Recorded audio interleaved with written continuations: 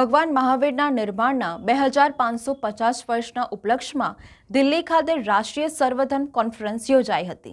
All India council of religions for પીસના સંજીવ જૈન તથા temple of understanding India ફાઉન્ડેશનના AK મર્ચન્ટે સંકલન કર્યું હતું। આ કાર્યક્રમમાં Delhi C D Deshmukh memorial auditorium India international centre ખાતે આયોજિત કરવામાં આવ્યો હતો। આ કાર્યક્રમમાં જૈન આચાર્ય ધર્મધોરંદર સુરી મહારાજે પ્રસ્તાવના કરી હતી। આ કાર્યક્રમમાં વડોદરામાંથી યુનિવર્સિટીના પૂર્વ સેનેટ અને સિન્ડિકેટ સભ્ય દીપક શાહે ભગવાન મહાવીરે બતાવેલા સિદ્ધાંતોને જો જીવનમાં ઉતારવામાં આવે તો બધી જ સમસ્યાઓનો ઉકેલ લાવી શકાય તેમ જણાવ્યું હતું।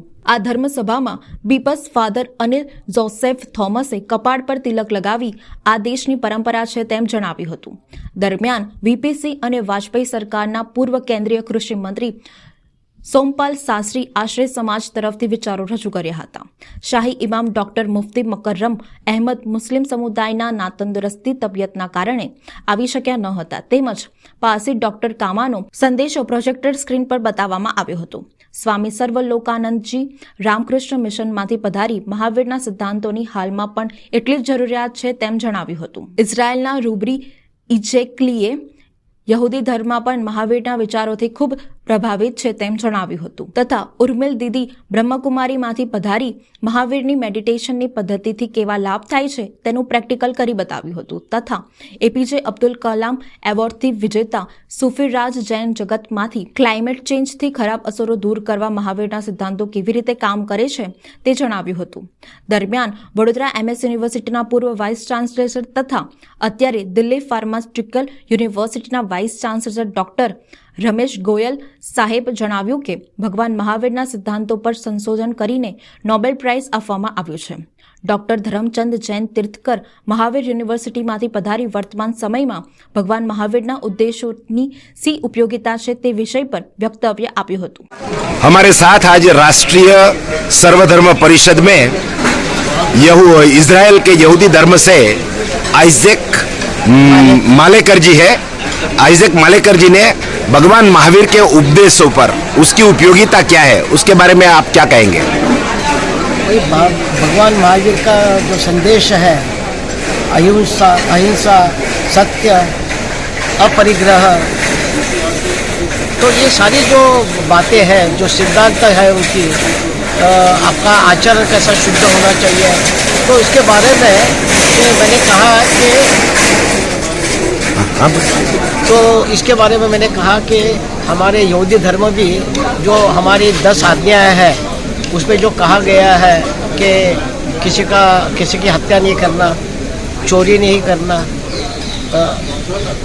व्यभिचार नहीं करना, किसी की झूठी साक्ष्य नहीं देना और डू नॉट कॉवेट कि जो आपका अपरिग्रह है, तो सारी भावनाएं यहूदी धर्म में भी है।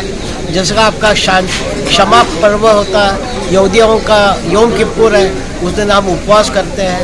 उसके अलावा यहूदी धर्म में प्रार्थना होती है, उसे एक प्रार्थना होती है उसमें मौन धारण करते हैं, क्योंकि भगवान महावीर जी ने 12 साल तक तप किया था, उसमें उन्होंने मौन धारण किया था। उसके बाद उन्होंने उपवास की जो महत्वता है यह हम भगवान महावीर से ही सीख सकते हैं। और आपका आचरण संहिता जो है, आपका आचरण कैसे होना चाहिए, या इसकी अगर शिक्षा प्राप्त करनी है तो हम भगवान महावीर की तरफ से ही सीख सकते हैं। नेशनल कॉन्फ्रेंस का आयोजन हुआ था, उसमें रामकृष्ण मिशन से हमारे साथ स्वामी सर्वलोकानंद जी है, जिन्होंने अपने विचार भगवान महावीर की उपदेशों की क्या उपयोगिता है उसके ऊपर दिए। अब इसमें प्रकाश डालिए। आज के दिन में भगवान महावीर जी का जो उपदेश है बहुत ही महत्वपूर्ण है और इसकी उपयोगिता भी बहुत है।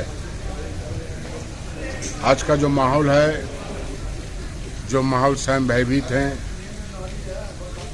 माहौल से हम आतंकित हैं, माहौल से हम चंचल हैं, अस्थिर हैं, इसलिए भगवान महावीर जी ने जो अहिंसा सत्य ब्रह्मचर्य स्तेय समता के बारे में जो कहा है उन्हें हमें आत्मसात करना है।